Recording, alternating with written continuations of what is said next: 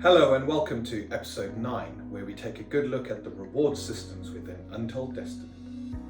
There are 5 types of reward that can be given out to a player, from wealth, magic items, experience, fate points, and legend. Let's have a look at the first. Wealth is a great motivator for the party, from the Freelancers Guild employing the party to be able to undertake certain jobs, to them going out and exploring ruins where they find ancient lost works of art and artifacts that can be sold for considerable florins.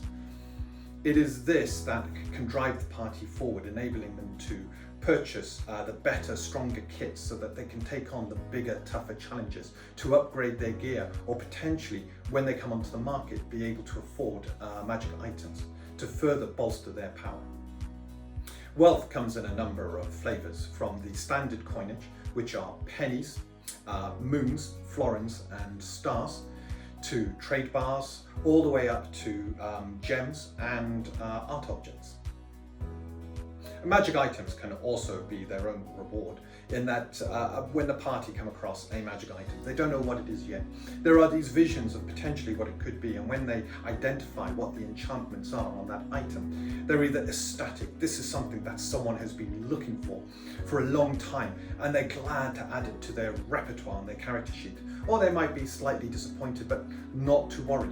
The enchantment may still be useful, extracted by their spellcaster to be placed on other items, or if it is of no use to them at all, it may still be sold for a little bit of wealth.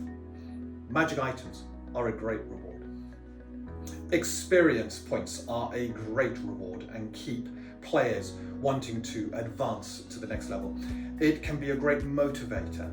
Typically in a system where the only experience really comes from creatures, it motivates the party in one direction: defeat the creatures.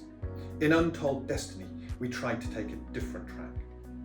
Whilst the defeating of creatures still provides some experience reward, it is small compared to our main method of providing experience and advancing the player's characters towards the next level.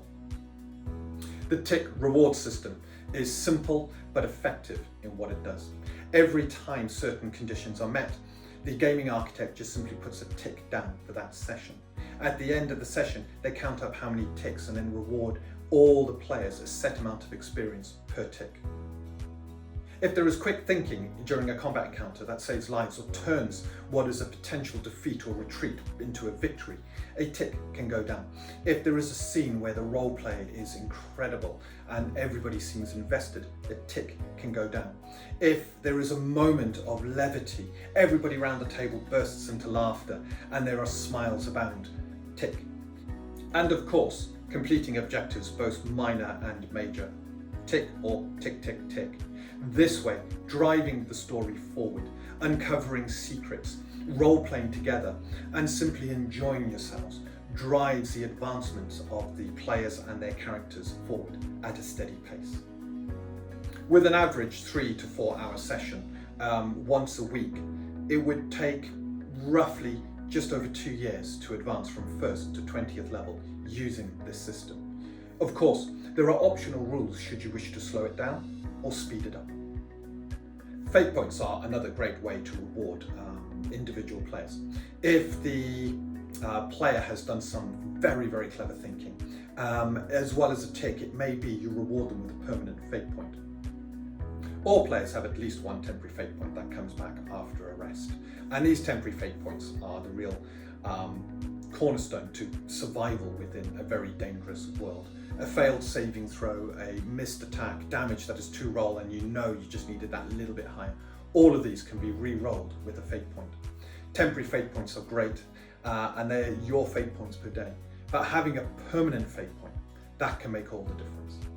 Permanent fate points don't go away unless they're spent, meaning that they can sit there until absolutely needed. A player knows that when they spend their last temporary fate point, so long as they got 1 or more permanent fate points, there's still a safety net should they be required to make a saving throw with dire consequences. And the final reward system is legend. A legend is awarded when the party do an incredible deed. They fight something far above their level, and they do it for an audience, no matter how small that audience is. So this may be coming to the aid of some farmers when there is an encroaching, dangerous creature. That creature requires preparation, requires planning, and will be a tough encounter.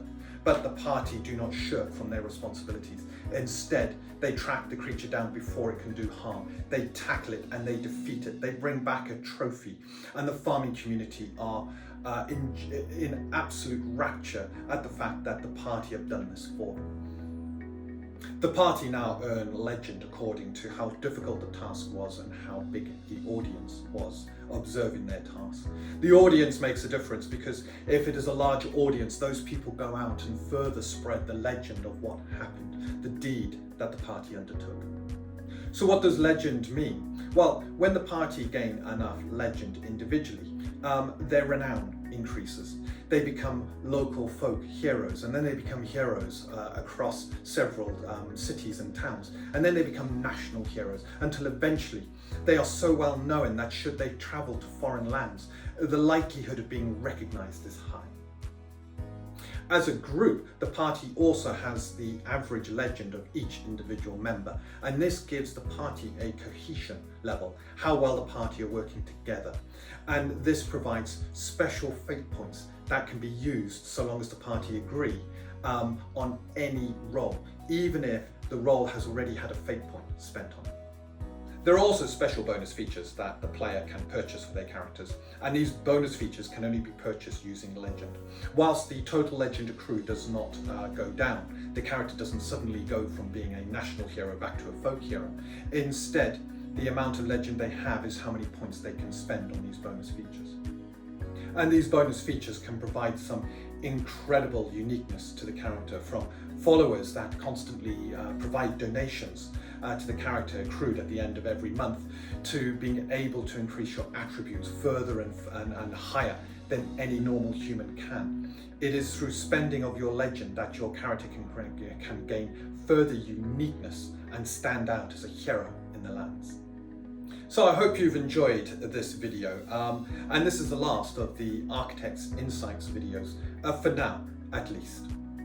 And if you've enjoyed this video, please drop us a like, and if you haven't already, please subscribe. And remember, do not let your destiny go untold.